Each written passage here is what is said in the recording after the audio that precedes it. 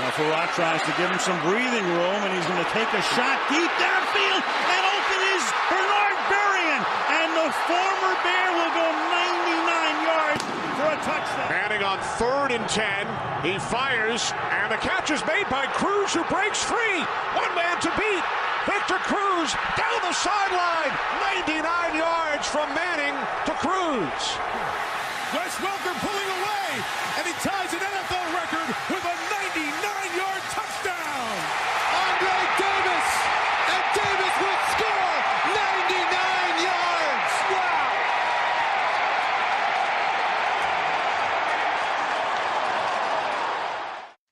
Hello and welcome to 99 Yards, American football for UK fans. I am your host Liz Fox, and I am joined by Gareth Duxbury, Jonathan Payton and Duncan Terry. How is everyone this week? Good, yeah. Feels like the season's just getting going, and then they're going to take it away from us again. So, yeah, but otherwise good. I'm surviving man flu, something you wouldn't know about, Liz, but I'm sure Gareth and Duncan can back me up from saying that I'm just about managing, but I'm being heroic and taking one for the team, while Kadeem can't rise to the occasion. As for myself, it's just good to be back. I'm starting to feel like a guest. But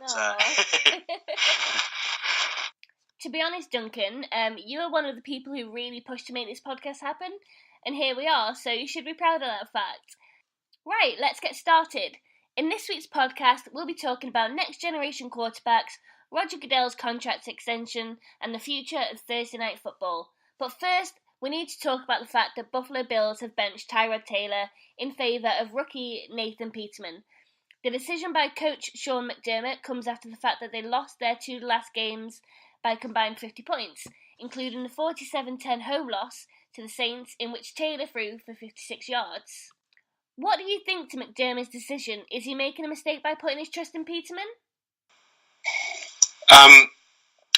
Personally, without talking about Peterman in the first instance, I think it's a really bum deal for Tyrod Taylor. He has just, I think, been unfairly maligned by coaches and the brass at Buffalo, and now whether that's about his contract, which I'll touch on in a minute, but he's never seemed to have the trust of the coaching staff of Rob Ryan's lot, and now with Sean McDermott, he's been yanked after basically the defense has disappeared for 2 weeks. I thought Bill Barnwell had a good tweet earlier, which is, if Tyrod Taylor wanted to start, he shouldn't have allowed the New Orleans Saints to run for 298 yards on them, which is true. Taylor didn't have great stats. He doesn't put up huge stats, but if you look at the progression that he's made over the last season and this, with a team that hasn't been performing that well, his accuracy is getting better. It's not amazing. He's not an elite quarterback, but he makes things happen. He extends plays. He's a threat on with his legs, and he opens up the game for someone like LaShawn McCoy as well. I don't think you can dissociate the strength of the Buffalo running game from Tyrod Taylor and the center. So I think it's been really a bit unfair. The start of this seems to be the trade away of Marcel Darius, just before the deadline to the Jags, because the interior of their D has just disintegrated, and it's hard to be an effective, quarterback when you are chasing games, when your defense can't get off the field. So I think Tyrod Taylor's probably been unfairly scapegoated here, which is a surprise for me, considering how well the coaching staff had done. Pre-season, coming into the season, there was talk, they're going to tank, but all of a sudden they've had a really good start. There's talk of everyone following McDermott, that he's creating a new culture. But then Darius goes, who was considered a bad apple in the, by the coaching staff, and the deed just falls apart. One of the defensive linemen, name escapes me, sorry, I've not got it up in front of me, came out after the Saints game and said it's not just sloppy play, it's that there were guys that didn't know where they were supposed to be, we weren't in the right formations. That's inexcusable, and again, it feels like Tyrod's been a bit of a scapegoat for that. I'm not saying he's an elite quarterback, I'm not saying he's your long-term starter, but dropping him as a scapegoat and dropping him because he's got a $10 million contract next year, the option, it just doesn't ring. So it's just a bit disappointing for me, actually. Well, I've got to agree. It's a bit of a shocker. Switching your quarterback, trading players like Darius. It's just got all the tellings of a team that's rebuilding for next year, wants to see what they've got in a new player. But they're 5-4, and if I'm not mistaken, 6th seed for the playoffs. So it's a bit of a strange one. But over the last 2-3 years, you've come to notice all these rumours about Taylor leaving, his last-minute contract. There's obviously something that they don't, they're not quite comfortable with him. Whereas Peterman, he's new, he's raw, but he had a good pre-season. He's obviously no slouch. If you have a look at the YouTube footage of him versus Clemson, Deshaun Watson's Clemson, he had 5 touchdowns in a shootout, and so he's a good player, and they obviously want to see what they've got. And I'm always of the opinion that there's someone who knows these players much better than all of us that podcast and write about them, and that's the coaches. And they obviously know something about Peterman, something about Taylor, to make that switch while they're still in such a good position. So I think they could be okay. That they obviously have a plan. And these days, of course, it's less about how good your quarterback is and whether you can defend, whether you can support him with a good run game. And they've got Sean McCoy to support him, just as Russell Wilson had Lynch when they won the Super Bowl in their second year, just like Bortles has got Fournette, and Mariota. They leaned quite heavily on their running game in Tennessee and succeed. So it's not all doom and gloom, but it is a strange one. Well, when was the last time a team that was in playoff contention benched their quarterback midway through the season? You go back to so Alex Smith was benched for Kaepernick in a way, but that was still through a concussion that Smith had. Yeah, so Colin Kaepernick took over, and they just rode with Kaepernick, didn't they? You have to go back to Jay Cutler taking over from Jake Plummer 10, 11 years ago for the last time it happened. It's a risk. The AFC is weak as it's ever been. It's a surprising one. But it just feels like from watching some of the Bills games, they've tried to make Taylor more of a drop-back pocket passer this year. There's not very much option. There's not that much running, quarterback running plays in the offense this year. So I think maybe they're just going to Peterman because that's the direction they want to go in. But it's a risk. It's a strange one. But we've seen the failure of that with quarterbacks that have a skill set similar to Taylor's. Why try and make him a pocket passer? Look at Cam. They've just reverted back to what makes him a successful player. And sure enough, they suddenly look explosive again. RG3, when they tried to tailor his game, just didn't work. And yeah, you're right. The number of rushes gone down. Taylor hasn't attempted more than 10 rushes a game this season. He's had a high of 55. But he's still, because that, I think the threat that he has, and Dunk, you mentioning particularly Lynch and Wilson and Mariota, I think Taylor has a parallel there because there's a reason why, yes, that they have great running backs and schemes built to promote that, but it's having a quarterback that is a threat in the option to run and also to run the ball that gives that bit of extra room to running backs. So I just think, it's an odd decision. And another problem I have with Peterman is he wears 2. And I think that's a terrible number for a quarterback to wear. That is a kicker's number all day long. If we could just step back to your question about which quarterbacks have been dropped while looking for the playoffs, we might be looking at the Vikings this season as well. Yeah, that's week to week, isn't it? Yeah, definitely. Speaking of quarterbacks, let's talk next generation. You have the likes of Eli Manning and Ben Roethlisberger coming to the end of their careers, which for some teams is a daunting fact. However, with the rapid improvement of Carson Wentz, especially Jared Goff, and briefly but excitingly Deshaun Watson for Texans, I think it's safe to say the future is looking bright for a number of franchises, don't you? Yes. In fact, I may argue that Big Ben isn't coming to the end of his career and maybe at the beginning of a Super Bowl run this season, but enough of that for now. Obviously, he's in the same class as Eli Manning, Phillip Rivers. Big Ben has 2 Super Bowls and lost that one against the Green Bay Packers. Manning has his 2 Super Bowls, and Rivers, while he doesn't have the accolades, he's certainly a fantastic quarterback with so many stats behind him. It was a great class. I was pondering just a few days ago who might have won that trade, the Rivers-Manning trade. And while Rivers is obviously, if you were to look at them today, the more talented quarterback, and New York are now trying to move on, but they have 2 Super Bowls and San Diego Chargers don't.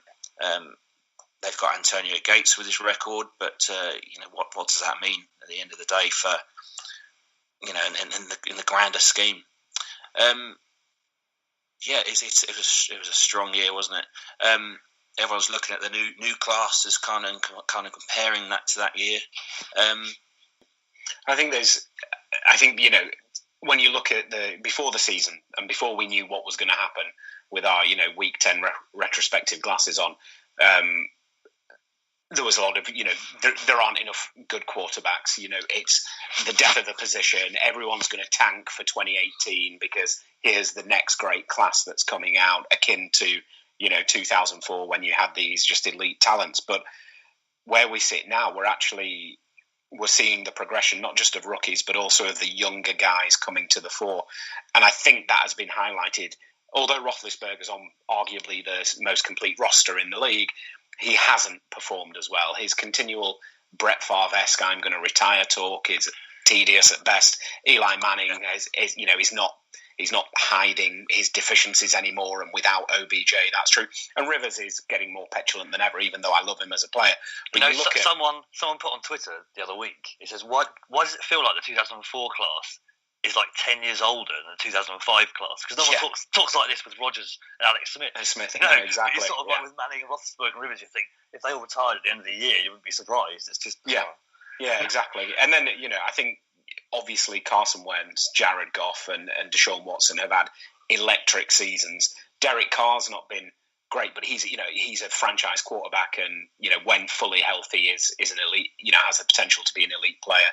You've got Mariota, who's again been niggled with injury, but I think he's only 24. Winston's only 23, also had a bad season. But then you've got Jimmy G waiting in the wings. You've got Teddy Bridgewater, who, fingers crossed, does come back, because I think he was starting to find himself as a quarterback. And obviously with an injury that severe and that sickening and just happening in the way it did, you want him to come back. And of course, Watson next year. I think, and I think part of this narrative is actually that it's that the 2004 class particularly are the stand in the pocket, quite statuesque passers, and the league is changing, and whether that's for better or worse, when coaches start to utilize quarterbacks to their strength and understand, look, if you don't have a pocket passer, don't make a pocket passer. If you have Cam Newton, who is a unique individual with his skill set, use him that way. I think it's quite exciting, because where you have the Dalton scale, as around the NFL guys talk about, Dalton now is, is he going to be in the league in 2-3 years? I'm sure he will as a backup. But those younger guys coming through, I think, are starting to give more confidence that, hey, you can bring somebody in and they can be a success. Maybe it is changing of the guard in terms of being more flexible around the players you have, rather than trying to fit them in the system that you've always coached. And when you look at Jared Goff's improvement, how has that happened? It's happened under a 31-year-old head coach who's been an OC since the age of 28. I mean, McVay is just doing fantastic things with a guy who most people had written off come the end of last season. He'd only played 8-10 games, So I'm quite excited by the young crop that are coming through. I think you're right. I think all those young players, I think the game's changing, as you say, and I think all those young players are still very reliant on the coaching around them. So you give any of those players that you mentioned a year or two under Jeff Fisher, and probably most of them are going to perform like Goff last year, or around that ability, Or Case Keenum under Jeff Fisher versus Case Keenum under Pat Shermer. And there's probably only a handful of quarterbacks that sort of transcend their coaching, which it would go Roethlisberger, as said, probably Rivers, Brady, Breeze, Russell Wilson, probably Rodgers, of course. Rodgers, of course, yes, and Russell Wilson probably, because he just is a quarterback running out there in the sandlot, making plays out of nothing, unstructured generally. But speaking of someone who's 37, I love my older quarterbacks. So Breeze, Brady, Josh McCown, even. But Breeze and Brady, they're up there again. Either could win MVP. Breeze has carried that Saints franchise for 5 or 6 years, playing with historically terrible defenses. The United States defense has been there championing the highest average points per game records that Goodell loves every season. They have been a dreadful defense to watch, and they've been very sort of shotgun sort of spread and quick passing game. And it's funny that this year's it's come along, and actually Breeze is under centre a lot more, and he's got a really good running game he can rely on. And their defense has turned it around, and they've got probably the rookie of the year, or at least defensive rookie of the year in Lattimore. As cornerback, and he's probably playing as well as any cornerback in the league. It's interesting to see because Brady's had to step up again. And be sort of the Patriots, sort of like the leading light at the moment, where their defense is still pretty average. They brought down their points per game average over the last few weeks, but teams can still move the ball quite easily on them. But Brady seems to hasn't lost a step. No, and I think I was just going to say, Jonno, just to back that up, because I feel like Brady's gone under the radar. Like when we've talked about the Pats, it's been the defense is terrible, and yet they're still going to be a 1 or 2 seed in the AFC. Look at the figures. Carson Wentz is getting a load of hype, rightly so, because he's doing really well. His progression's been fantastic. He's got a completion percentage of 60.5. Brady's is 67.3. Brady's thrown for about 550 more yards. He's averaging about 60 more yards a game. 19 and 2 TD interception ratio. Wentz at 23-5, and yet Brady's doing something that even Favre didn't do at this age, and we're just sort of that's fine. That's what happens. But this is a 40-year-old guy. And, it's really good, and I'm really pleased that Breeze is getting a bit of the weight taken off his shoulders, because that poor guy has had to sling it for 5 touchdowns a game, 450 yards a game, just to get wins. But the fact they're both doing it at this age is remarkable. It would be amazing to see them both in the Super Bowl against each other. A 40-year-old versus a 38-year-old, whatever Breeze is. And I can't see anyone stopping the Patriots other than the Jags getting to the Super Bowl. I just don't think there's a defense in the AFC that can stop what the Patriots can do beyond Jacksonville. And then Breeze has got a much tougher route, obviously, with a lot of different contenders in the NFC. But it's great to see these two quarterbacks still at the top of their game. In this season. And I think you've got this. So you've got the old ageless guys. You've got the young crop coming through. You've got your established Rodgers, Alex Smith. I think you've got to put in that bracket of an established. Obviously, Rodgers is elite, best player in the NFL, but Smith's your entrenched starter. So Stafford. But you've got this retread of McCown, of Fitz. There's the Vikings getting lucky, let's say, with Keenum after Bradford got injured, after Bridgewater got injured. But you do have this netherworld of guys like Flacco, Dalton, Tannehill, Bortles, where the teams have to consider replacing them. They have to consider who is coming next. And I realise we didn't mention with the young guys Dak, of course, but that's because I'm a Redskins fan and he's a Cowboy. That's why I didn't mention him. And what are these teams going to do? Are they going to put faith in a young guy, or are they just going to go for the retread again? Are we going to see Fitzpatrick on the Bengals next season? Are we going to see somebody that's been around the block, or are teams actually going to take confidence from what other teams are doing with young guys and just inject a bit of excitement into their thing? The Texans started Tom Savage over Deshaun Watson in week 1, which, when you look at that, the mind just boggles. So I'm excited to see what happens this offseason with the 2004 class, with those guys in that sort of nether zone, and what the teams do and whether they actually show some guts. But I appreciate that's difficult given coaching staffs. They have to win games, otherwise they lose their jobs. I was pondering whether what we might be looking at, as well as a handing over to the new class of quarterbacks, is a completely new offensive system. That they're picking up these guys and they've never taken a snap under centre. They get, for want of a better phrase, babysat for a year. Dink and dunk passes, minimise the mistakes, and rely on your running game and a strong D.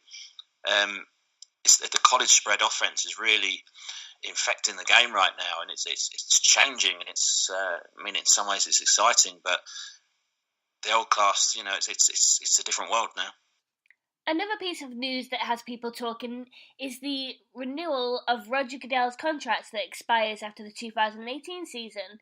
It's said that he currently makes around $30 million and is looking for an extension that takes him through to 2025 at almost $50 million per year, and also lifetime use of a private jet and lifetime health insurance for his family.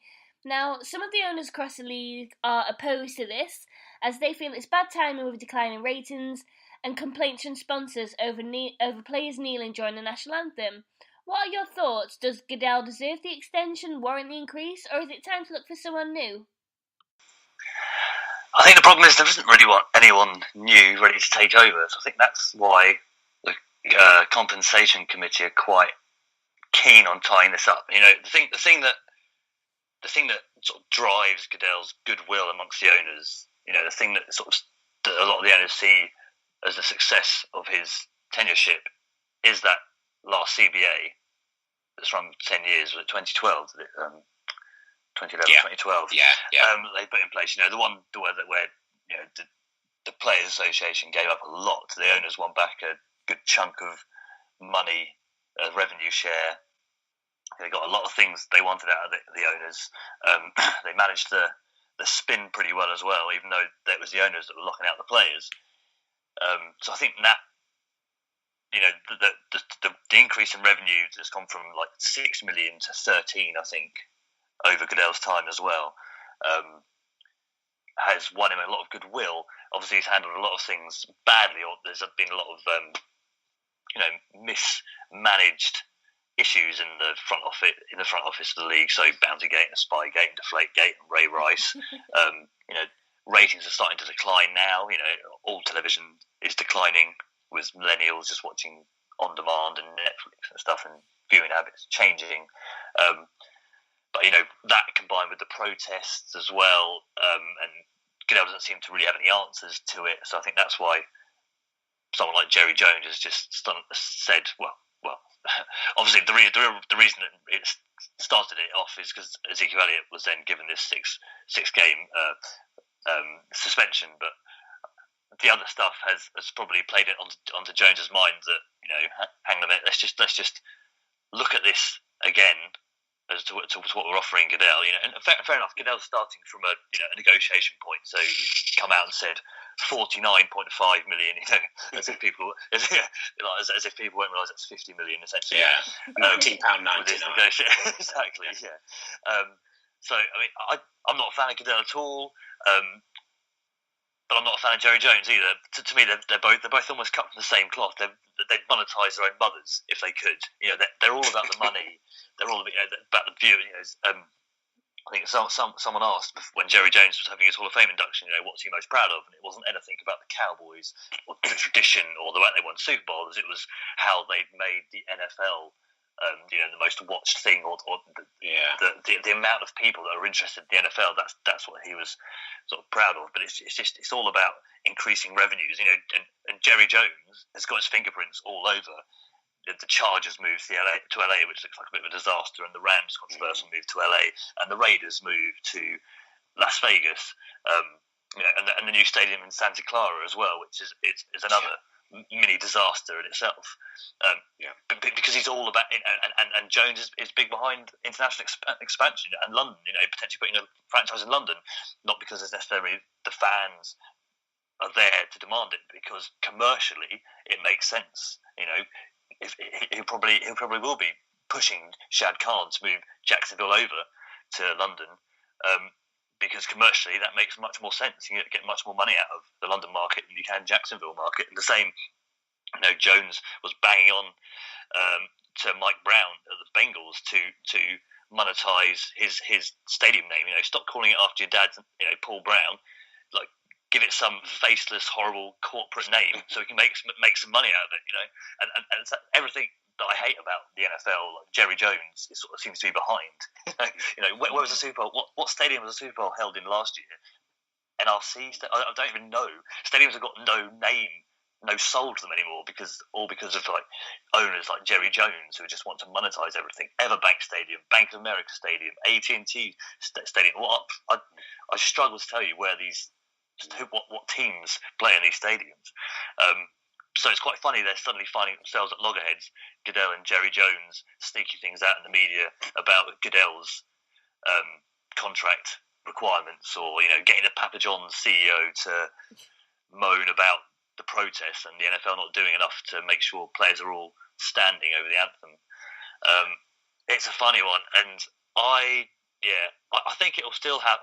There's no one to take over at the end of the day, so I still think Goodell is gonna sign on, and most of them will want him to see through. He put DeMaurice Smith over a barrel last time in those negotiations. For some reason, the NFLPA can't get out of their way to get a different guy heading up the players' negotiations. So I think Goodell probably will sign on until 2024. But it's quite funny just to watch this sort of catty game play out every Sunday when Adam Schefter releases the next piece of information that he's been fed from Jerry Jones or someone close to him. Yeah, I mean, aside from anything else, boy oh boy, the brass neck on Roger Goodell. I mean, that's fantastic. A private jet for life, health insurance for your family for life. I mean, I've been going about my annual reviews all wrong. Same. I'm going in January like balls to the wall. That's amazing. But it's also, I think you're right, Jonno. You look at what Goodell's done, and it's a litany of failures on a human level, on a corporate level. But where he succeeded is on that bottom line. And obviously it's a cartel of owners that vote for somebody to represent their interests. It's like OPEC. This isn't a democracy that's out to further the game. It's to protect and corral the interests of the owners. And Jerry Jones is clearly an individual who is very happy with somebody until they don't do exactly what he wants. And Goodell has done that with Zeke Elliott. He's not brushed it under the carpet. And that's a problem. But on the same time, like you say, who's there? Because since Pete Rozelle came in 1960, Roger Goodell's only the third commissioner. The tenures of these guys is beyond belief. And again, that's because they are there to represent the owners. It's not a democracy. It's not about what's best for the game. It's about what's best for the 32 people and families that are out to monetize and make money from every aspect of the NFL. And when Jones took over the Cowboys, not long after, Rozelle was leaving office, and the old guard, like the Dan Rooneys, they had their guy they wanted to put in, and Jones corralled the new money owners of the league to abstain and not vote for this guy, and ended up going with Tagliabue, who was their guy. So he's got some history in this, as well as going against other things that he's not happy with within the NFL, like individual franchise commercial deals in the 90s, which he managed to win, and TV deals in the 90s as well, when the league was going to give some money back to the networks, and Jones refused to do it and managed to get Fox on board. And I think that's another thing, but a lot of people say, look at the revenue that Goodell's brought in, but I think Jones thinks that he's responsible for a lot of that monetizing aspect of it. And the owners are on the committee that sells the rights to the broadcast partners as well. It's not necessarily Goodell doing all of it. But it's funny, wasn't it? Watching like Goodell was at the Peyton was it the Colts? Was it the Peyton Manning? The unveiling of the statue. Was it the thing when they were retiring his shirt or something in the last few weeks? And apparently he was absolutely booed to hell on the Saturday week, or when he got up to do a speech. I think I don't feel sorry for Goodell in any way, really, because I think he's made so many failures, like personally and corporately, but he sort of embodies, and without trying to get too political or go off on a tangent here, the 2008 economy, the world economy crashing, didn't really bring about a corporate revolution, a banking revolution. Some people might expect, it was very sort of 1905 Russian Revolution, where actually nothing ended up changing. Bear with me. But what Goodell almost embodies is this CEO, this corporate CEO, who, despite no matter how many failings, or mismanagement of things, the revenues go up, his pay goes up, and you don't get Jamie Dimon walking on stage, CEO of I can't remember what they're called, or the Lehman Brothers CEO, or whoever, get walking on stage in front of a bunch of working class people, but Goodell does. So that's when he gets booed. He's almost the embodiment of that CEO who just gets paid more and more, no matter what he does, no matter if he fails or succeeds. So from that point of view, I sort of feel slightly sorry for him. In another, though, in a very minor way. Yeah, but he's also like he's a front man. I think of the Mobster movie, where like he's the consigliere or he's the front man for these guys that are never going to expose. Absolutely.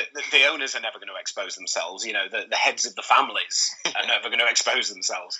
I'd be intrigued to know what happens. But ultimately, Jerry Jones is going to get some sort of concession. He's going to get something out of this. Goodell's going to get a fat new contract, and the NFL will continue, I think, to make mistakes on a level that, won't matter because they'll still make money out of things as they transition to new ways of basically distributing their content. Yeah, that does sort of show the patheticness of Jerry Jones in a way, though. The Saints get completely done over with Bountygate, sort of ridiculous sledgehammer, and then and Tom Brady is whatever you think.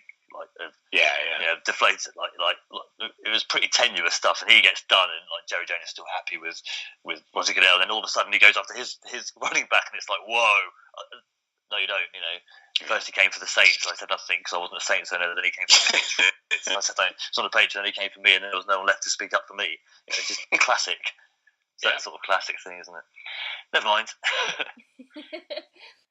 Let's talk the future of Thursday Night Football. Last week, Seattle Seahawks cornerback Richard Sherman suffered from a ruptured Achilles. Now, he is a player that's been vocal about Thursday Night Football for some time, and that he feels it puts players at risk of injury. Now, a couple of his teammates have echoed those comments, and Doug Baldwin said specifically, "Guys don't have time to recover, hard to recover in 4 days, Thursday Night Football should be illegal." Ben Roethlisberger was interviewed earlier this week as they're hosting the Tennessee Titans on Thursday. He feels it's terrible and he should get rid of the game. Specifically, he said, "Just play on Mondays and Sundays. It's so tough of guys. You're beat up, you're banged up. It's a very violent physical game we play. You've got to let your body recover a bit." Now, Duncan, as a fellow Seahawks fan, obviously this is a huge loss to our team. Do you feel that Thursday Night Football should be scrapped? Well, I'm going to shock you. As a 12 and a Sherman fan and a Baldwin fan, I'm going to say keep it. But it needs to be changed. And I was inspired by the ATL podcast this morning, specifically Mark Sessler, who's talking about changing it, have it once a month, once a fortnight, involve some Saturdays, mix it up a little, and definitely have a bye week afterwards. 3 days to rest, it just isn't enough, and it's borne out this season in the amount of injuries and the team you can put together of injured players that would almost definitely win the Super Bowl. So what I propose is you lengthen the season. It's a fast 4 or 5 months of the year, and we're all lost without it. Obviously, that the game. So just lengthen it, make it 18 weeks. Move the days around. Maybe have 2 bye weeks. And an example of that, how that might work as well, is if we're going to add UK games, if you're going to have a UK franchise, and you want to take the Seahawks or the 49ers to London, and then to go and play in Los Angeles and then New York, these players are going to be shattered. So my proposal would be make the season a little longer and spread these games out. Maybe shorten pre-season because these players don't play anyway. It takes a little time for the season to get going, thanks to them playing a drive each for a couple of weeks. Keep it, but mix it up. Give them a little chance to recover. Yeah, I thought. I'm with you on Mark Sessler today. Well, I suppose yesterday, but really agree with that. Make it a special, make it an event. Even only a few years ago, it didn't start until sort of week 4, week 5, week 6, and it sort of crept up on us that it's every Thursday. Obviously, there's the restrictions on Fridays and Saturdays for high school and college, which still are pretty important. So you get those Saturday games at Christmas after the college season, but those Saturday games for me over the Christmas period, especially when you take time off, they feel special, because you can stay up without worrying about work. I'm usually on leave over that point, and that's a lot of fun. But yeah, if you had, once a month, or you like the other idea of flexing it in post week 6 with, 2 weeks notice, I think it's a really good idea. The sad thing is with Thursday Night Football, whether you agree with it or not, and I've normally been against it, but there's been a couple of crackers this season. The Rams-Niners earlier in the season was so much fun. And I think this week could be good, Titans-Steelers. But, it's one of Goodell's monetizing things. It's been shown on Twitter. It's been shown on Amazon. It's been on, you've got CBS or NBC or Fox delivering the broadcast. It's then on NFL Network on its own. They're going to figure out a way to make money out of it, even if it is to the detriment of the league. And I do agree with what players say. I think absolutely agree with you, Duncan, on extending the season. Shorten the pre-season, but perhaps give more time in practice to padded practice. Obviously, that won't happen until the new CBA is agreed, if at all. But then give teams buys and be more logical around when you're scheduling teams for. That's the solution. Put more effort into it than just, here are the fixtures that we know we have to have, and it's kind of random. Because it would also value like Sunday night football and Monday night football. And again, that's something Greg Rosenthal on the same podcast was talking about. Might not be able to do it with Mondays, but Monday Night Football, ESPN are paying, $75 million a game? And they are getting dross. The last few years, I've noticed more than half of them are stinkers. And, it all feeds in. Isn't there a thought that ESPN were, the NFL actually gave the ESPN a bad bunch of Monday night schedules because as payback for the Playmakers series they did, which is quite close to the bone drama they put out a few years ago. Well, that goes back to the mafia boss mentality. Yeah, it makes you wonder what NFL UK did wrong to.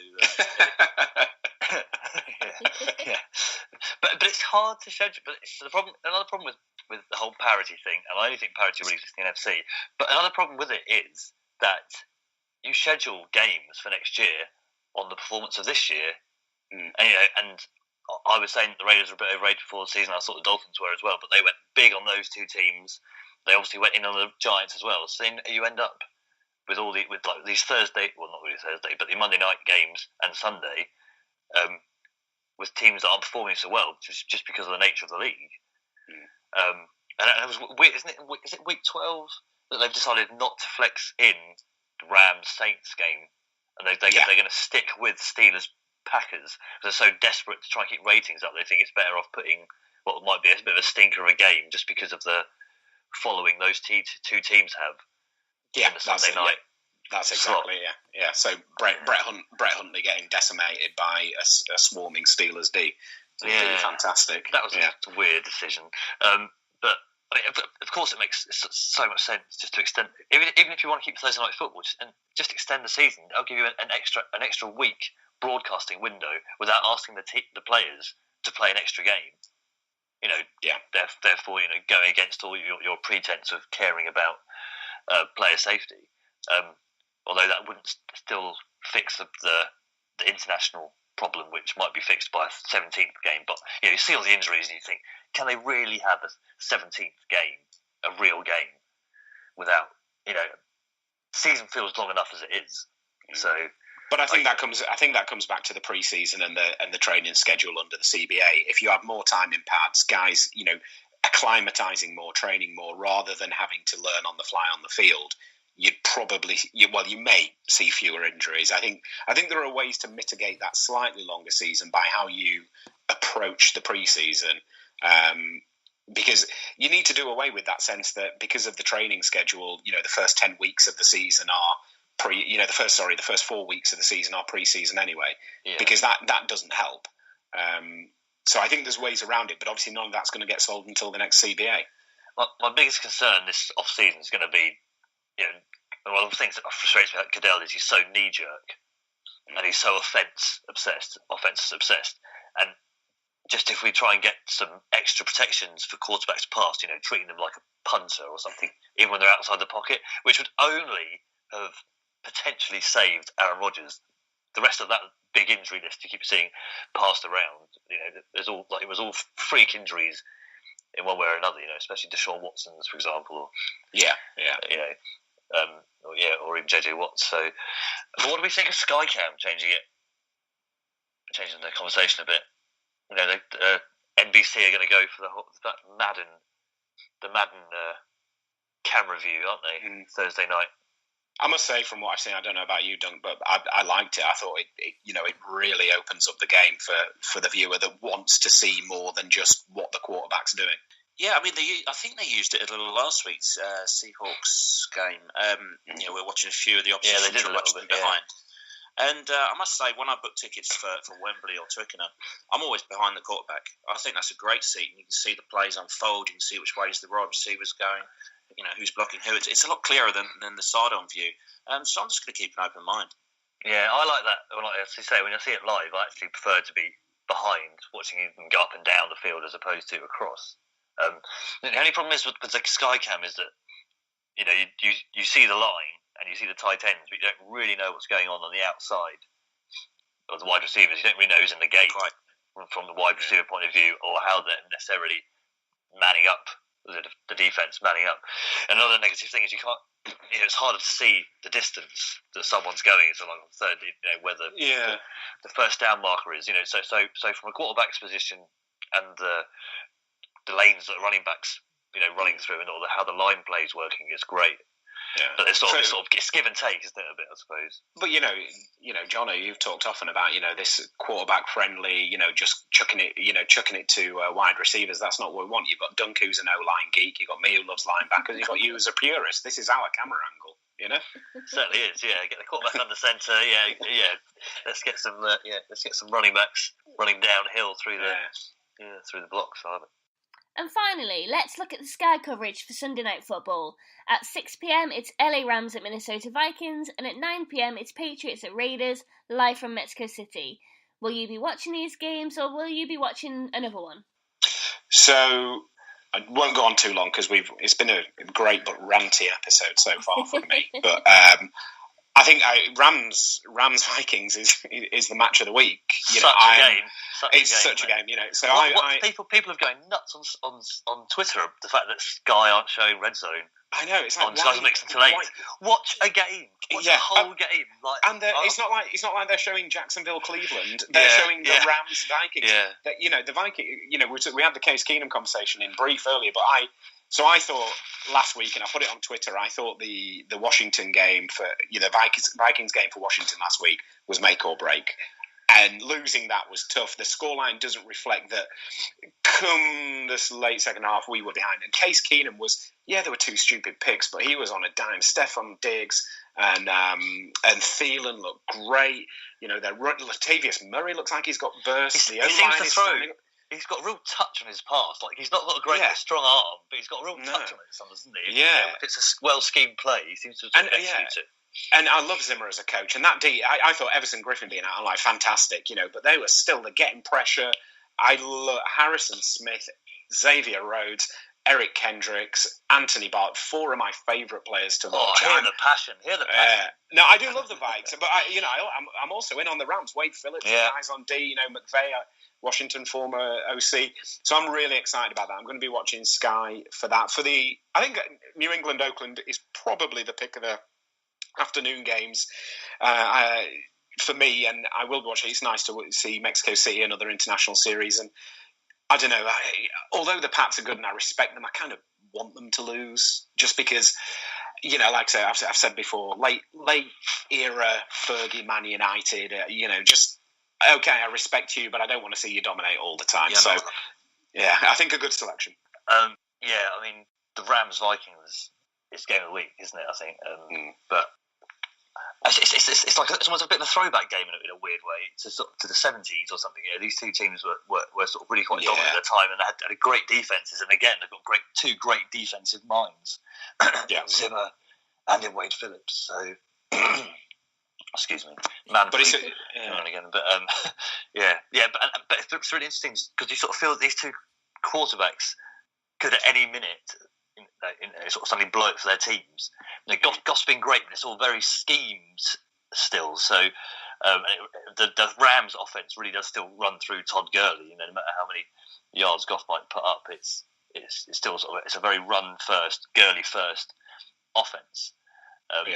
So I'm sort of fascinated. It's like a playoff preview, isn't it? This game. So and from now into the end of the season, home field advantage is up for grabs in the NFC.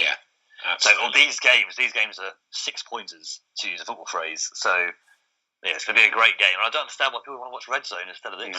Exactly. I could rant about Red Zone all day, but you know, just watching this game from start to finish, you're going to get so much more out of it, I think, than just watching. I just want to do a sidebar before Dunk jumps in, because you sent that tweet to the group, Jonno, just saying, look at the response. And reading under the responses, all these NFL fans being like, I don't pay my subscription for tennis. Who wants tennis? It's like, hang on. NFL is a far more niche sport to the majority of Sky Sports subscribers than the ATP Tour Final is. But I love the sort of indignation. Also, people saying, I pay my subscription purely for NFL. It's like, well, if it's purely for Red Zone, like, I don't know what to tell you. But also, tennis is more widely watched than NFL Red Zone is. Red Zone got 41,000 in week 9 on Sky Sports Mix. So I should imagine tennis is going to get more than that. There is sort of like a sense of entitlement, isn't it? Like, we've not had Red Zone around for that long. We're sort of like, don't take it away. That's my life. But it's a not, real sort of, it's not being taken away though. Feeling. It's still on. Sorry? Red Zone's it's still on the red button, isn't it? Yeah. It's on the red button. So Or you can pay $2.99 for it on Game Pass for a week. It's just bizarre. It's weird. Or even better, just watch a full game. Like, you get more out of it. You'll learn more. It's just anyway. Yeah. And then the Patriots Raiders. This sort of this is the Patriots' third international series game where they've been the away team. It's just sort of this is nothing just to like wind me up for this haves and have not owner thing in the NFL. Where craftsmen will never have to give up a game, but the second tier of owners like your Spanos and your Cronkies and your Mike Browns, etc. They do give up games, so the Patriots get a nice 8 home games, 7 away games, and 1 neutral game venue, as if they need more help as it is. So I've got the Patriots will take this probably, won't they? The Raiders aren't putting up any trees this year at all. But and it's a week off from watching the Jets as well, which is a really nice thing. Well, I tell you what, if people are paying for Sky over Game Pass, then Game Pass must have really lost you. It's close. But that's a whole other podcast. Just to pay lip service to Patriots and Raiders, I probably won't watch it. Patriots are going to win, and I'm bored with it. Doing Cowboys and Broncos and all those other teams on Sky Sports. It's about time we saw more of the other teams, and just like the Rams versus Vikings, that's going to be a great game. I just completely echo all of your thoughts. But what I will focus on just for a second is I saw a statistic a couple of days ago. There was the top 10 easiest remaining schedules, and the only NFC team in the top 10 was the Washington Redskins. Well, quite. But this is because, like the Seahawks, the Rams, the Saints, the Eagles, they're all playing each other. So it is going to get really interesting in the next few weeks. I hope Sky Sports keeps putting these games on.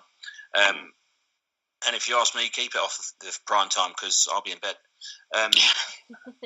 So, really excited about this game and the next few weeks. It's going to be a blinder. You excited about the Falcons Seahawks, Duncan? Well, I'm more nervous, really. It's Monday night. Again, I probably will watch it the next day and be on a Twitter vacation for the morning.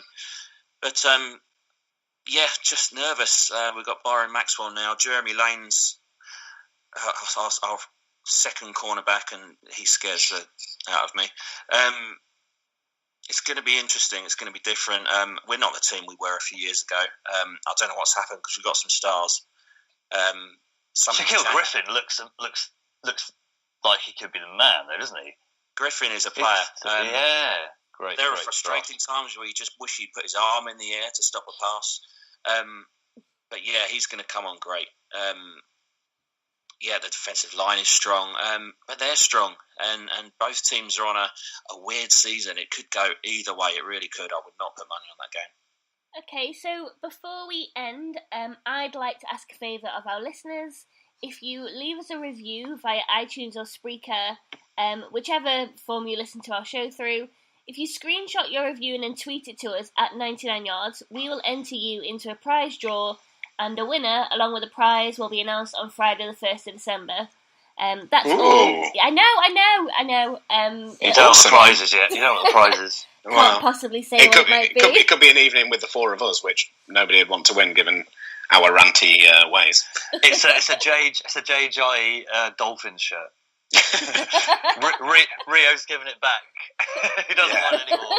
He's not a Dolphins fan anymore. He's waiting for his Eagles shirt to come through the post. Oh, to be fair to Liz, she usually gives much better prizes out than this. My prizes are good. I do well. Perfect. Well, that's all from us on 99 Yards this week. If there's something you'd love us to discuss on a future pod, send us a tweet. In the meantime, thanks for listening.